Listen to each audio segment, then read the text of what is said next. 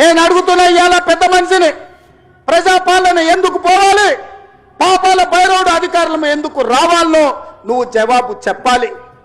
నీ పదవి కోసం, నీ అధికారం కోసం, నీ ఆకాంక్ష కోసం ఆనాడు 1983 చరిత్ర వెనక్కి వెళ్ళి ఆయన పుట్టు పూర్వతరాలు పుట్టు మచ్చలు ఇవ్వాలి. ఈ వేదిక మీద నుంచి నేను చెప్పదలుచుకున్నా.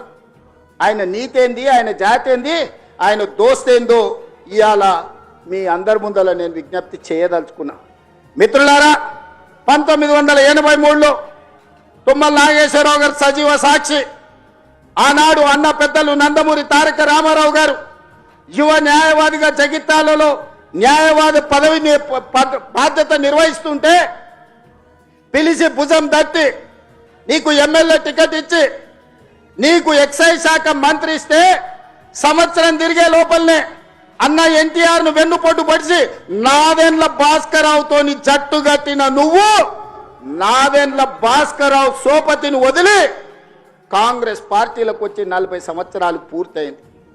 నేను అడుగుతున్నా పెద్ద మనిషిని, ఈ 40 ఏళ్ళు జగిత్యాల నియోజకవర్గమే కాదు కరీంనగర్ జిల్లాలో ప్రతి కాంగ్రెస్ పార్టీ కార్యకర్త 14 ఎన్నికల్లో 11 సార్లు ఎమ్మెల్యే, 3 సార్లు ఎంపీ, 1 సారి ఎమ్మెల్సీ, 14-15 సార్లు బీభావిస్తే దుఃఖాన్ని దిగముంగుకొని ఎన్టీఆర్ను వెన్నుపోటు పడిచిన నిన్ను, నాదెండ్ల భాస్కరరావు అనుచరుడైన నిన్ను ఎమ్మెల్యేగా, ఎంపీగా, ఎమ్మెల్సీగా ఏ ఎన్నికల్లో పోటీ చేసినా వేలాది మంది కాంగ్రెస్ పార్టీ కార్యకర్తలు నిన్ను భుజాల మీద మోసిన మాట నిజం కాదా?